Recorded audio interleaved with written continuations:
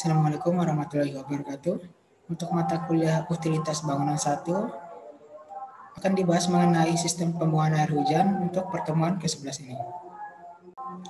Jadi sebuah gedung atau bangunan harus mempunyai perlengkapan drainase untuk menyalurkan air hujan dari atap dan halaman atau pekarangan dan pengerasan di dalam persir ke saluran air hujan kota atau saluran pembuangan campuran kota.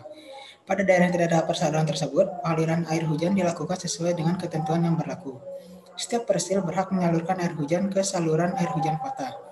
Nah, jadi untuk saluran air hujan ini wajib di tiap-tiap bangunan, khususnya gedung atau rumah, agar tidak tertumpuk di atap. Karena jika air hujan ini akan tertumpuk di atap, maka akan dapat menyebabkan kebocoran atau bahkan kerusakan pada bangunan. Jadi dalam ketentuan perencanaan drainase atau saluran air hujan ada 3. Yang pertama itu penempatan pipa air hujan. Nah, penempatannya ini tidak boleh di dalam ruang tangga, sumuran alat pengangkat, di bawah lift atau di bawah beban imbangan lift, langsung di atas tangki air minum tanpa tekanan, di atas lubang pemeriksaan tangki air minum yang bertekanan, di atas lantai yang digunakan untuk membuat persiapan pembungkusan penyimpanan atau peragaan makanan.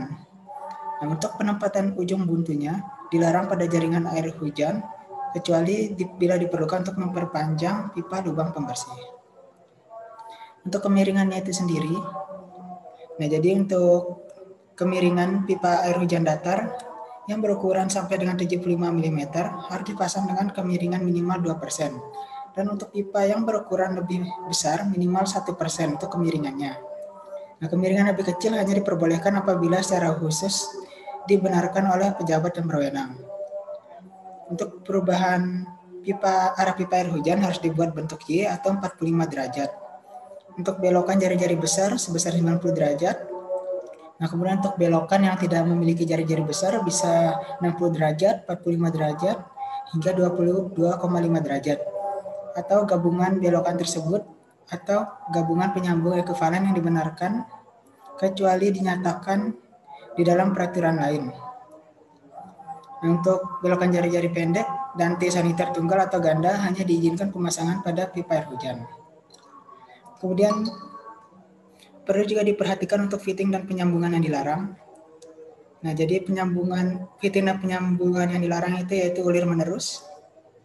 Ada fitting, sambungan, peralatan dan cara penyambungan tidak boleh menghambat aliran air atau udara dalam pipa air hujan.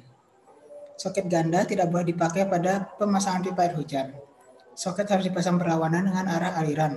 Cabang tip pipa air hujan tidak boleh dipakai sebagai cabang masuk pipa air buangan. Tumit atau belokan 45 derajat dengan lubang masuk samping tidak boleh digunakan sebagai penyambungan fan pada pipa air hujan dan pipa air buangan apabila tumit atau lubang masuk samping tersebut ditempatkan mendatar. Nah, untuk ketentuan-ketentuan ini dapat dilihat pada SNI 03 7065 tahun 2005 tentang plumbing.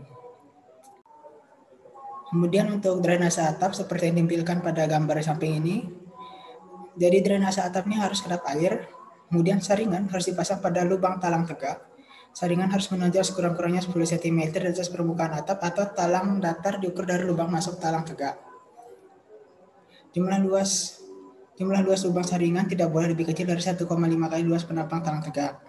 Saringan pada drainase atap atau geladak, tempat menjemur, geladak parkir atau tempat jenis itu dipelihara teratur dapat digunakan jenis saringan rata yang dipasang rata dengan permukaan geladak. Untuk jenis saringan itu jumlah luas lubangnya tidak boleh kurang dari 2 kali luas penampang talang tegak.